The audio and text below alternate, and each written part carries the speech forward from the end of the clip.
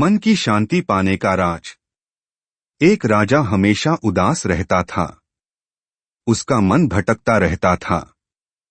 लाख कोशिश करने के बावजूद उसके मन को शांति नहीं मिलती थी। राजा की इस उदासी के कारण उसका मन राजकाज के कार्यों में नहीं लगता था, जिससे राजकाज के कार्य प्रभावित हो रहे थे। राजा के दरबारी व मंत्री भी राजा की इस समस्या का समाधान नहीं कर पा रहे थे। एक बार उसके नगर में एक भिक्षु आया।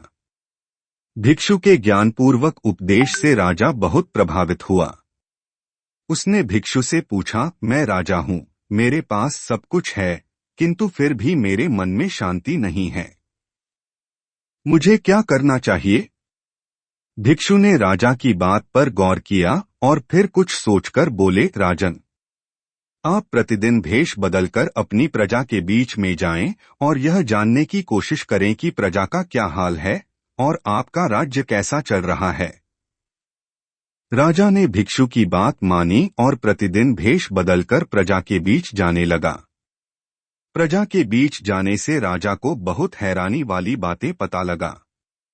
उसे पता चला कि प्रजा बहुत दुखी है।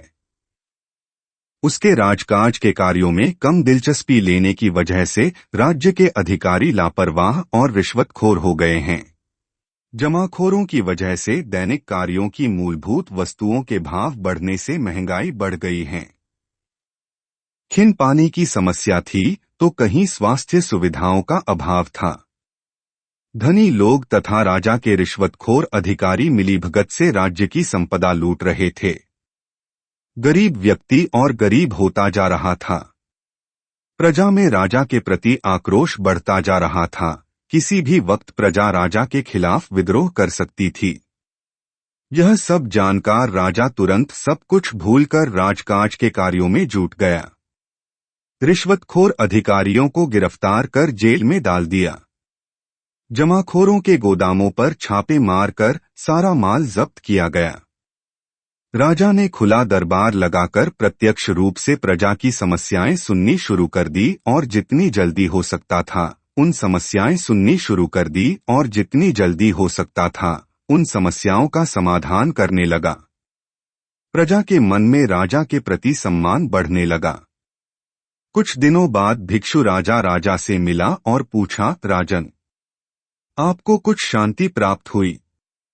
राजा बोला, मुझे पूर्ण रूप से शांति तो नहीं मिली, किंतु जब से मैंने अपनी प्रजा के दुखों के बारे में जाना है, मैं उनके दुख निवारण में लगा हूँ। इससे मेरे मन को थोड़ी थोड़ी शांति मिल रही है।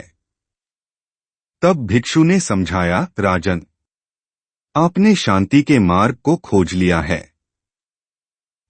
उस पर आगे बढ़ते जाएं। एक राजा तभी प्रसन्न रह सकता है जब उसकी प्रजा सुखी हो। कथा का सारा यह है कि देश के शासकों को आम जनता के दुख तकलीफों के बारे में गहराई से जानना चाहिए और उनका निवारण करना चाहिए। अगर आम जनता सुखी होगी तो देश के शासक भी सच्चा सुख अनुभव कर सकेंगे और देश तरक्की की राह पर चलेगा।